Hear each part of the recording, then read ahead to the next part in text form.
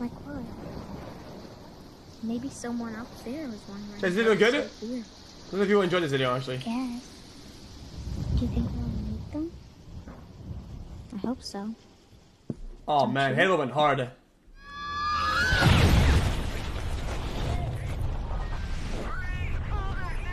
The correct answer to the question, who is the worst game developer, is 343 Industries. Man, what a time to be a Halo fan. The horrible choices that they've made by coming out and literally saying, hey, we did something different here, guys. We hired people that hated Halo to make Halo. Hey, I mean, split screen be damned, who cares?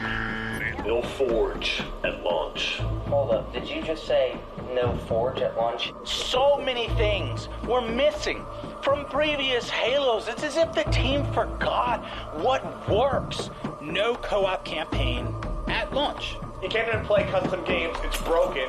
You can't even watch feeder mode because it's broken. Oh, look at that. It's the Has-Up armor set from Halo Reach. Unfortunately, I can't earn it in Halo Infinite. I have to pay $20. There's no way they're gonna sell us the classic red color for $7. I'm losing my mind. What? I'm losing my mind on this game. The promise of live service games and the we'll finish it later mentality. Are you out of your mind? We're going backwards, guys. We're going backwards. Yeah, that is rated T. Yeah, but that's all of gaming though. I think all of gaming went backwards though. For sure. I thought we were going to get a flood return. I guess that's just not going to happen now. You cannot let a team toil and mess around and goof off with your flagship IP for almost a decade.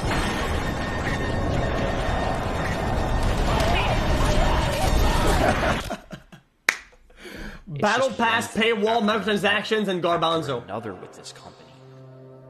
I think the fundamental difference between Bungie and 343 is the way that they were formed.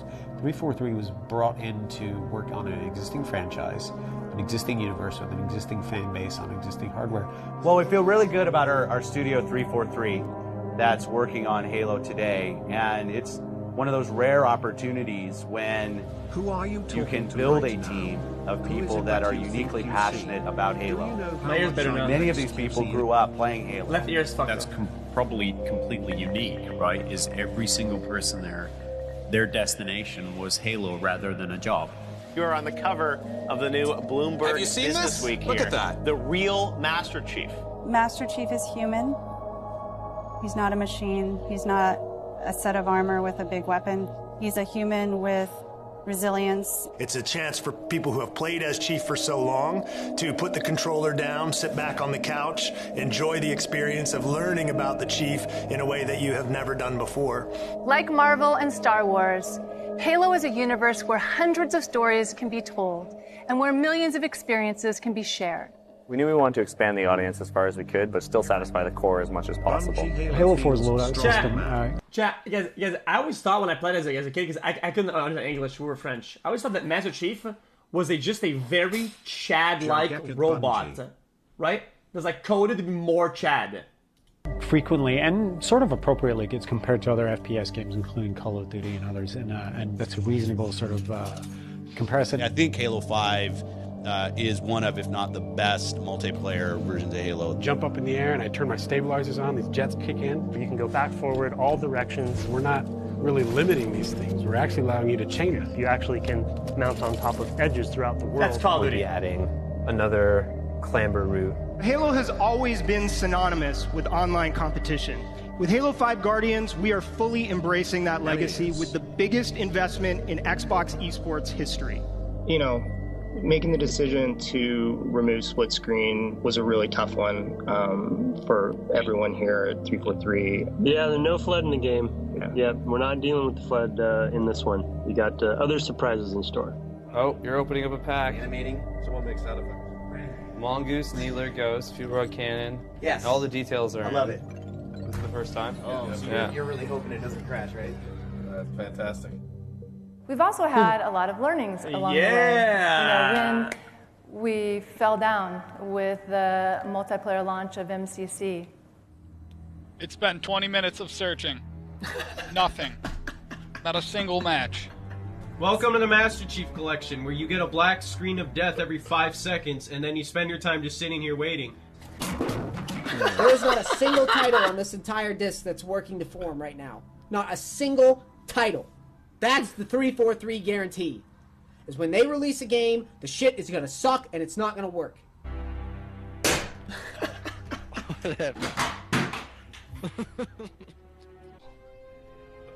I've been sitting here for 40 minutes. What? You can't do it. You can't play a match. 343 didn't earn this. That's why they don't care about it. They didn't earn this. Resolving the current matchmaking issues in Halo the Master Chief Collection remains our top priority. Why can't I get a match? It's been a week later. And this game still ain't fucking working, bro. We know that some players are still seeing issues in-game, and we're committed to improving the experience with additional content updates in the near future. I don't know why, but I think that they made it worse. I bought an Xbox One just to play Halo. And I've had the worst time with it. It was incredibly crushing to let the fans down. It was supposed to be a love letter to the fans. Yeah. And, we let them down. Can we reveal anything about the next Halo FPS title today? I think the only thing that will confirm as we do I'm listen stuck to on fans, Shadowstream in there will Desolate be Lands. I really want Everett, but I can't do it without Asnath. What? That will well. confirm as we do listen to fans, there will be split screen. Halo Infinite multiplayer will be free to play and invite more of you than ever before to become a Spartan hero. The Slipspace engine is really this labor of love for 343. We've invested heavily. It's going to be the foundation of our next 10 years of Halo experiences. And that trailer that we did that's what Halo means to the studio. We're a very competitive game. That's our DNA. That's who we are, right? You go back all the way to the very first Halo, right? Multiplayer. I mean, it is a highly competitive game. Competition is kind of core to Halo. Will there be playable elites in Halo Infinite? No, we're not currently planning on supporting elites as a playable Why not, character. And the reason is, this is a Spartan story. We focus on how Spartans battle against each other, and that it feels fair and it's competitive. We have had to make the difficult decision not to ship. Chat, you can make fun of me for this again. But if you look at my profile record, okay, on the archives, I was 50, which is the highest rank in almost every game mode, and I played elite. I don't care saying it. I played a fucking elite. I was the one elite dumb fuck out there in high rank games. Okay, I don't care. I thought it was cool. I played elite. Split screen co-op. Folks have asked us, are they in, are they out, what's going on with assassinations? So what's the scoop there? I'm not so kidding. They're not in for launch, and I think we're just going to be straight about that, right? Is there a plan to bring back dual wielding in Halo Infinite? Currently, no, that's not in the cards right now. We want to share the exciting news that we got the official confirmation that Halo Infinite has gone gold. Let's go. We made the really tough decision to delay shipping campaign co-op for launch, and we also made the tough call to delay shipping Forge past launch as well.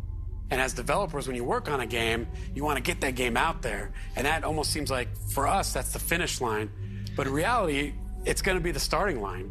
None of us inside of 343 look at this roadmap and are happy with it. 2 seasons a year doesn't cut it. It's just not going to cut it. That's not what our players deserve. It's not what they expect. It's not what our team wants to do. It's not what I want to do. There's just been a lot of introspective time to really reflect on, like, what have we done as 343?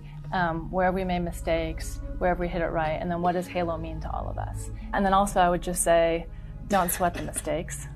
Because I would say that every failure point has probably been an opportunity versus really a failure.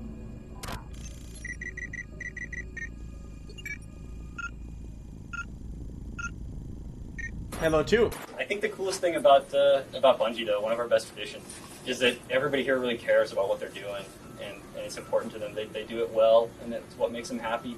That's a good video if you haven't watched this before. It's a Halo 2 release video. Hey everybody, it's a good documentary. I'm one of the co-founders of Bungie and the lead on Halo. Microsoft estimated that they have sold 1 million copies of Halo in the U.S. alone. 50% of Xbox owners are also Halo players. Holy... I know this one game. Oh man, that brings me back. of Xbox owners are also... Damn, dude.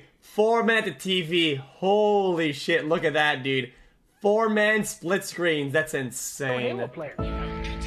I know there's one game on everybody's mind right now.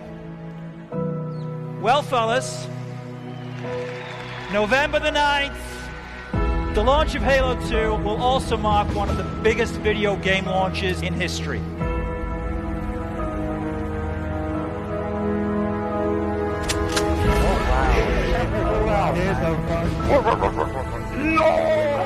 Proximity voice. You can get close to somebody in a game and talk to them, and only that person can hear you.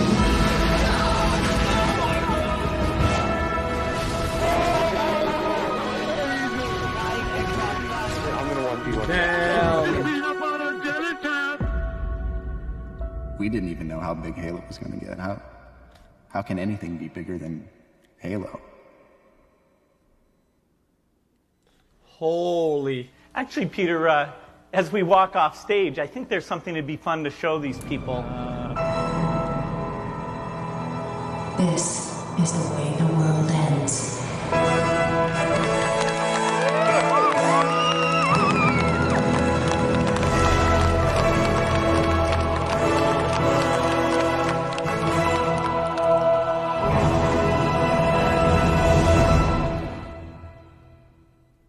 Yeah, it went hard. Halo 2 and Halo 3 went super hard. This is the end of our trilogy.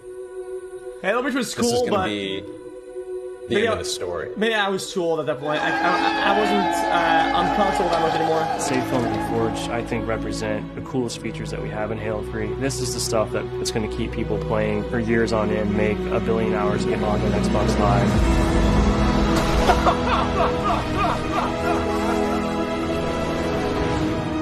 Oh my god!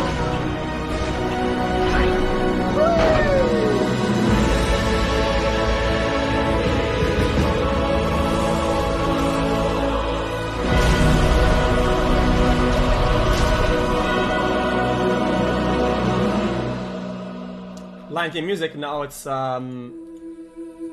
finished. Trailer for Halo Reach music. Finished. Or one of the main themes, OST. Wake me when you need me. Holy, I enjoyed the video, it was pretty good. Yeah, flip the elephant. Yeah, dude, flip the elephant, dude. Just... what was that?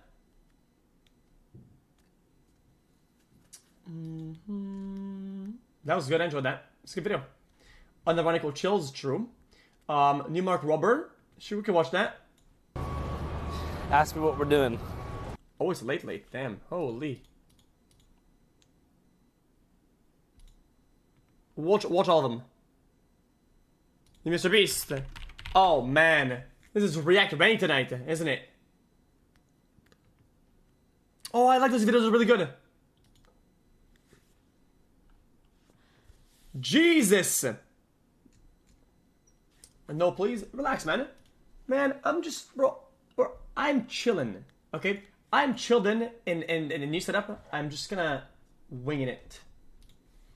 This is the I'm gonna watch this first, though. I think this is pretty good. I think this is really prestigious good. Walnut Cup. And if you want it for yourself, you'll need to first win a majority of the competition events I've set up in my backyard, and second, be a squirrel. Welcome to the third and final year of my all-consuming battle with the squirrels in my backyard. Fun to do, and though. bust out the popcorn, because this year not only do we have amazing feats of athleticism and a lot of close calls, but also interspecies battles, home videos of Fat Gus as a baby, and a scandal that rocks the neighborhood so hard, you're just gonna have to see it to believe it. So hold on to your walnuts, and let's get started. What's the final one? Hello, sports fans, and welcome to the Backyard Summer Games, where the greatest bushy-tailed athletes in all the world compete in 7 different events, including the long jump, the high jump, and spinning balance beam, all for the glory and prestigious Walnut Cup. I'm Chuck Acorns. And I'm Jimmy. Just going with Jimmy? Yep. Just Jimmy. All right, well, that I is know a that guy. pretty Thank you. great name, and it's a beautiful day here in the backyard. The birds are singing, and the smell of fresh-cut grass is in the air, which means it's time to head out to the action Give it a chance, with our man. first I like it. event, Really good. the ski jump. Now I know what you're thinking. This is different, Mark, because this is a squirrel competition, whereas for the previous 2 years, you've designed a squirrel obstacle course and then placed your bird feeder at the end. So if the squirrels want the bird seed, they basically have to outsmart you and earn it. And that's true, but much to the utter dismay of both me and the birds, they're still just eating all my bird seed with impunity because they know they've won, and there's nothing I can do to stop them. So after 2 years, I've given up. We know who wins when it's me versus them, but who would win if it's them versus themselves? Like, what would happen if I create a series of events they have to compete against each other in?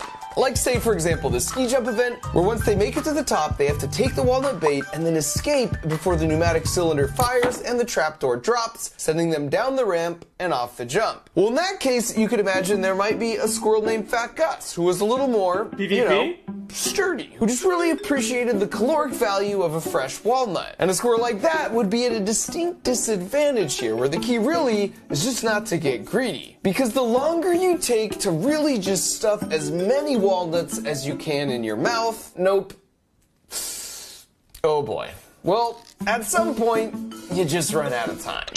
And then you find yourself in a predicament. And this freeze frame is the perfect moment to introduce all 4 of our Backyard Games competitors, starting with the heavy favorite, Fat Gus. And just like in years past, I want to be very clear, that's fat with the PH, as in fantastic. Now, in doing research on the backstories of the athletes, I stumbled on some previously undiscovered footage. And with a little narrative liberty, I was able to piece together that Fat Gus grew up in a rougher area of the neighborhood called Hubcap Hills. Even from the outside, you can see it was a simple home, and on the inside, it was more of the same. Without money to buy new things, they were really good about repurposing whatever they could scavenge. But what they lacked in material possessions, they made up for in quality family time. That other squirrel, by the way, is Fat Gus's sister Augustine, and she's the second member of Team Hubcap Hills. Now, Fat Gus has always just sort of been Fat Gus. Even that signature superhero pose manifested its first faint echoes at a very young age. And then Augustine, for her part, was always very clever, but also very particular. Here you can see her spending a long time trying to get her bed just right before sleeping for all of 3 seconds and then waking up to a new hairdo. And while they come from humble beginnings, they've been training to compete in the Backyard Games for the Walnut Cup since the moment they could scurry, because it represented a chance to move up to a nicer tree in the neighborhood. Speaking of which, for the other 2 contenders, we have Rick and Marty, who you know from the previous 2 years. But what you might not know is they grew up in Walnut Estates, in a nice Japanese maple down the street. But unlike Hubcap Hill, I don't care. Ship, Fat Gus's teammate Augustine steps up for her attempt. And while she's nevertheless more dignified in her nibbling, the outcome remained unchanged. This signal right here is probably my favorite, because it's like 1 second there is a floor, and the next second, there's not. But she recovers beautifully, like squirrels always do, because they're masters of physics, as we covered extensively in my previous 2 backyard squirrel videos. No jumps? Next was Marty, who's watching the other 2 from the sidelines and taking notes, and must have assumed it only fires if you walk directly onto the platform, because he did this clever number on his approach. And while he's clearly bad at deductive reasoning, he is good at scaring easily, which came in handy here, because before the floor barely even drops, he's launched himself onto the roof.